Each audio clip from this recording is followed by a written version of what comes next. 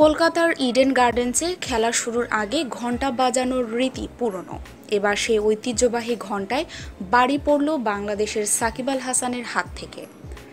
2016 সাল থেকে ইডেন গার্ডেন্সে ঘণ্টা বাজানোর প্রচলন হয়। সেখানে প্রথম ঘণ্টার বাড়িটা রেখেছিলেন ভারতীয় কিংবদন্তি কপিল দেব। আজ ইন্ডিয়ান প্রিমিয়ার লিগের সানরাইজার্স হায়দ্রাবাদ ও কলকাতা নাইট রাইডার্সের মধ্যকার ম্যাচেও ঘণ্টা বাজানো হয়। আজকে ঘণ্টা বাজান সানরাইজার্স হায়দ্রাবাদের বাংলাদেশি অলরাউন্ডার সাকিব আল হাসান।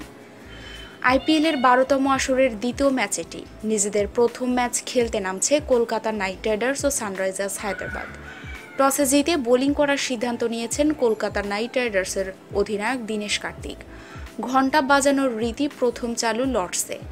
ইংল্যান্ডে লর্ডস টেস্ট শুরু হওয়ার আগে আন্তর্জাতিক ক্রিকেটার, ক্রিকেট প্রশাসক কিংবা ক্রিকেট সংশ্লিষ্ট যে কোনো ব্যক্তি কর্তৃক 5 মিনিট ধরে ঘণ্টা বাজানোর রীতি 2007 সাল থেকে চালু হয়। প্রায় এক দশক পর 2017 সালে কলকাতার ইডেন গার্ডেন্সেও সেটি প্রচলন করে। ভারতের বিশ্বকাপজয়ী অধিনায়ক কপিল দেব ভারত ও নিউজিল্যান্ডের মধ্যকার ম্যাচে ঘণ্টা বাজিয়ে ইডেন গার্ডেন্সে ঘণ্টার প্রচলন করেছিলেন।